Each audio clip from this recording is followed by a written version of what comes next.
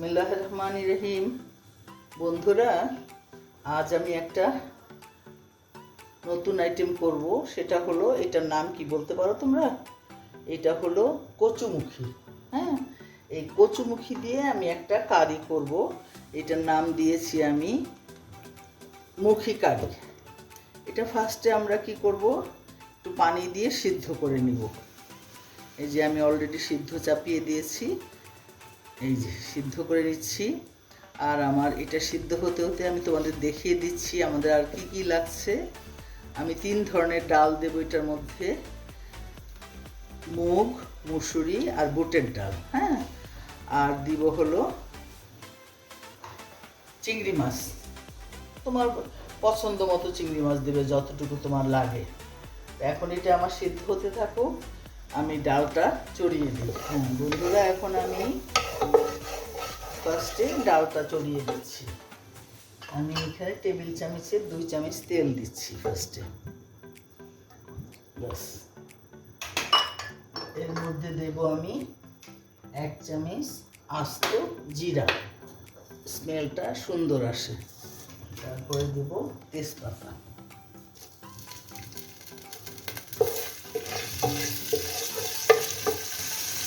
তারপরে দেব পেঁয়াজ কুচি। এখানে 4টা পেঁয়াজ কুচি আছে।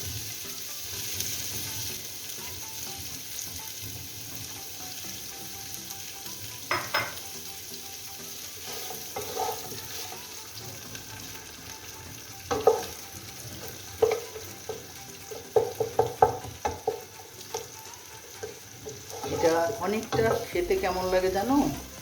এটা অনেকটা হালিমের মতো লাগে। এত মজার এই জিনিসটা, তোমরা করে খেয়ে দেখো, ভালো লাগবে।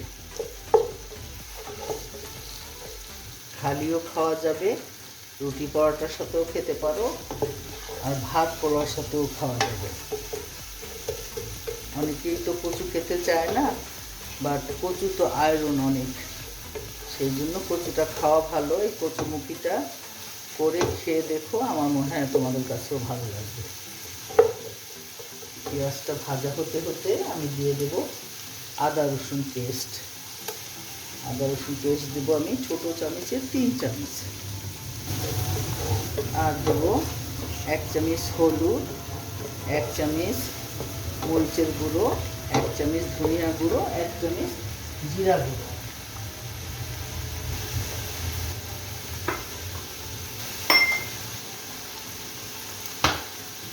মরিচ, হলুদ, ধনিয়া, জিরা। আর দেব 2 চামচ লবণ।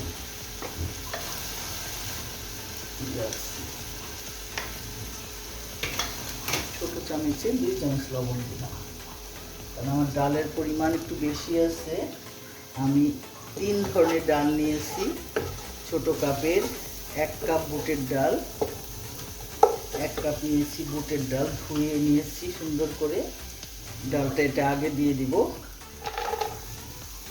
যেহেতু বুটের ডালটা শক্ত থাকবে, সেজন্য এইটাই সবার আগে দিচ্ছি। একটু পানি দেব মশলাটা যাতে কাঁচা গন্ধটা চলে যায়।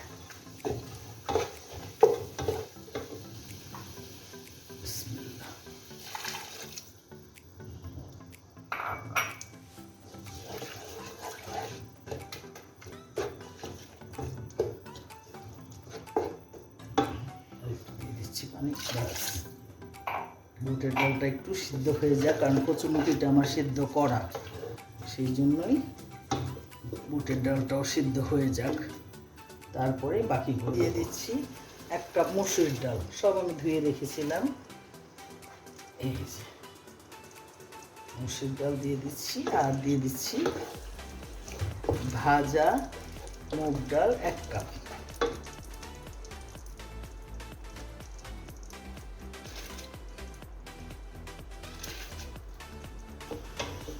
এইটা কষানো হতে হতে আমি দিয়ে দিব এই যে কচুমুখিগুলো আমি সিদ্ধ করে ছুলে নিয়েছি, এগুলো দিয়ে দেব।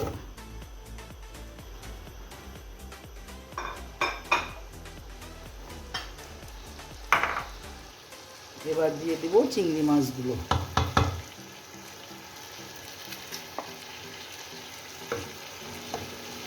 এটা প্রায় হয়ে এসেছে। এখন আমি দিব লাস্ট ইনগ্রেডিয়েন্টস। হ্যাঁ, লবণটা কেমন হয়েছে দেখে নিন। লবণ ঠিক আছে, লবণ লাগবে না। এখন দিব আমি তেঁতুলের কাঠ। এই যে তেঁতুল ভিজিয়ে আমি তেঁতুলের কাঠ বের করে রেখেছি, এইটা দিয়ে দিলাম। তারপরে দেব আস্ত রসুন, দুটো রসুন আমি ছিলে ধুয়ে রেখেছি। আর যেহেতু তেঁতুলের কাঠ দিয়েছি, এখন আমার একটু চিনি দিতে হবে। 1 চামচ চিনি দিয়ে দিচ্ছি। তোমরা করে খেয়ে দেখো, বেশ ভালো লাগবে জিনিসটা। কিছু কচুমুখী আমি একটু একটু করে ভেঙে দেব, আর কিছু থাকবে আস্ত। ঠিক আছে, একটু তেল ভাসা পর্যন্ত আমি ওয়েট করব। আমি আর পানি দেব না, পানি দিলে বেশি, অল্প একটু পানি দিয়ে দিই।